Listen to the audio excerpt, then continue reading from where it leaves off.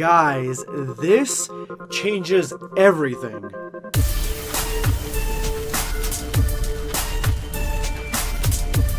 Prepare yourself, Dan Saiyan. Smash that like button. If you're new to the channel, make sure to hit that subscribe button and turn on notifications. That way you never miss a video. Dragon Ball Reset Chapter 3 drops this Saturday the 19th, 6 p.m. US Eastern Time. Be there.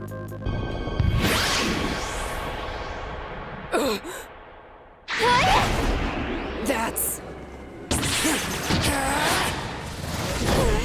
Too slow. You guys know that I've been a huge fan of Dragon Ball Deliverance since the first episode, and Dragon Ball Deliverance quite literally is the Full Metal Alchemist Brotherhood of Dragon Ball GT. It improves on everything, shooting a huge time skip with much older and mature characters, much more mature themes, blood, action, visceral action, and just a lot of shit that builds upon Dragon Ball that just makes sense. And it can all be seen here in the first scene of Dragon Ball Deliverance, where we get exactly what the motivation is of the villains and why they are ambushing our heroes in the first place.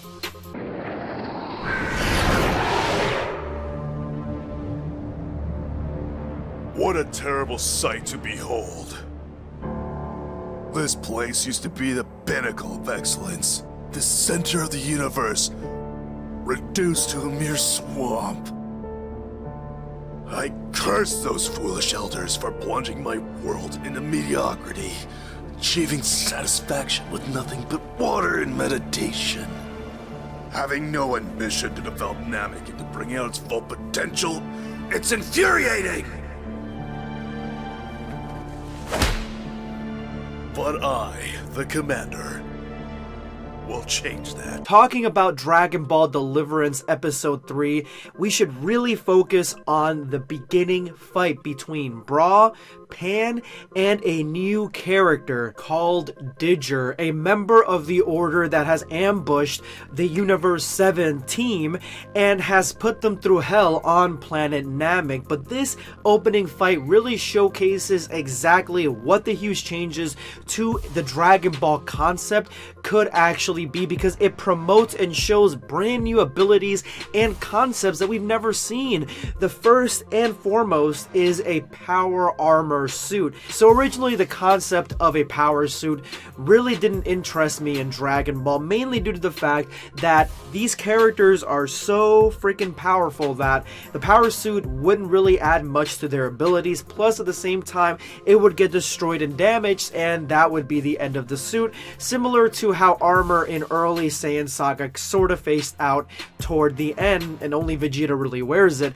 Well, this is not the case with this focus, because this power suit that Bra developed for herself is one that targets the body with a small concentrated burst of blood's waves, enough to trigger S cells in the brain, in the DNA. That way it amplifies the Super Saiyan powers in the host. Not only that, but the power armor itself is damage resistant. It'll come back if it's destroyed, and it will regenerate almost like a second skin. So that's kind of the effects that it has. It's very durable, it acts like a second skin, and it amplifies the effects of the user. This concept focuses specifically on the Saiyans with blood's waves, and even Bra says if they are too much, then she will transform into a Super Saiyan 4, which she really doesn't want to do. She wants to focus mainly on the Super Saiyan transformation, but seeing Vegeta in Super Saiyan 4 a little bit down the line, you kind of come to wonder, like, why the hell would you not become a Super Saiyan 4 at that point? But she doesn't want to be. This concept alone can really be revolutionary when it comes to Dragon Ball in general, and focus not only on just, you know, the Saiyans, but specifically the Earthlings. Earthlings could have a suit like this that amplifies their abilities, similar to how the androids were amplified mechanically. Android 18 and 17, they're like biomechanical organisms, and yet they are so powerful and powerful enough to compete in the Tournament of Power. So this concept could be put as a amplifier to an Earthling, making them as powerful as androids. This is really, really cool, and I would want to see more of this in either future Dragon Ball fan mangas, fan animations, or Dragon Ball Super itself. Don't wipe that smirk off your face! What the? My turn.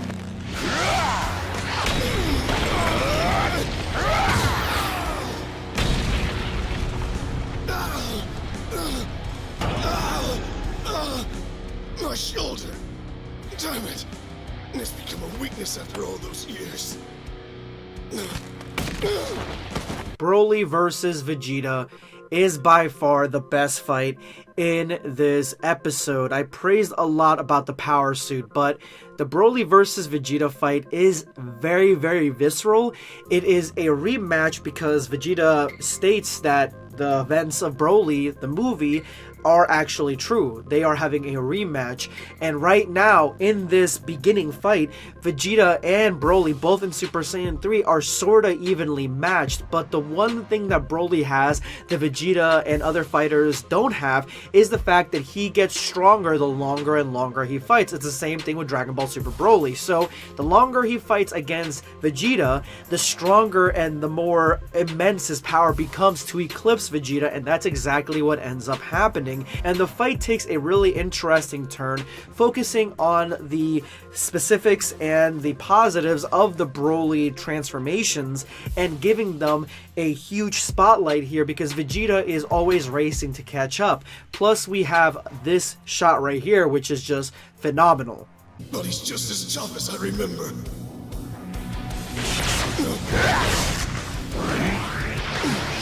Eat this! Final!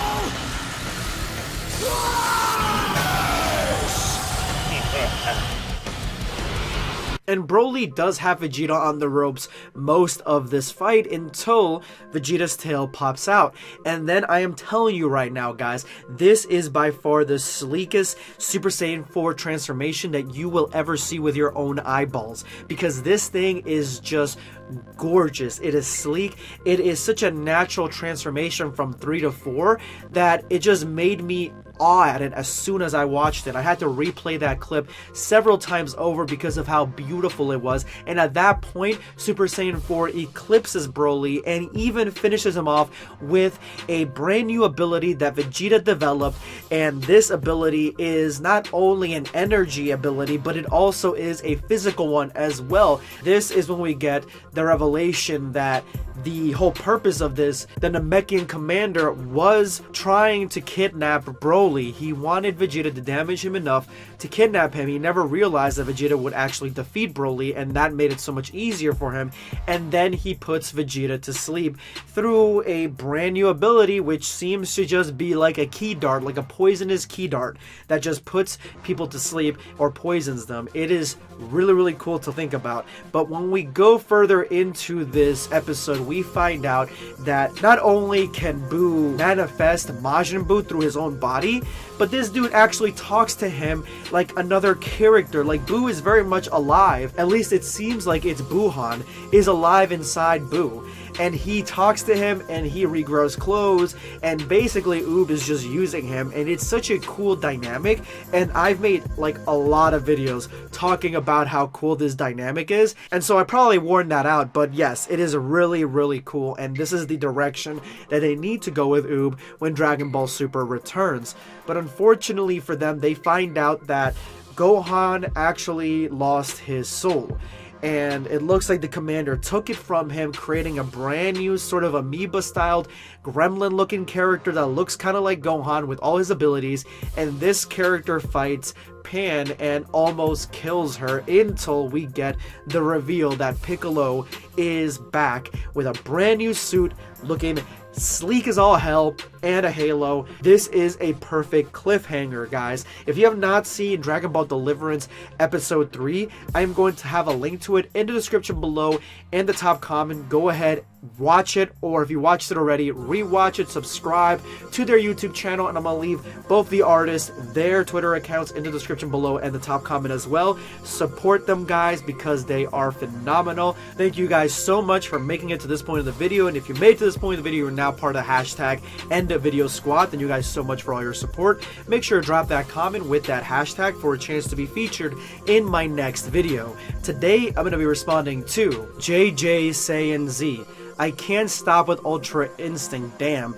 You post that comment on every single one of my videos at the very beginning of the video within the first hour, which is the most important time period for a video to develop and grow and actually get some traction. All those comments, all those likes, they all put in the work in that first hour. JJ Saiyan Z, you are the motherfucking squad. Always drop the comments. Thank you so much for being part of this squad, the Black Squad. This is going to be Blackscape signing off. Take care, guys.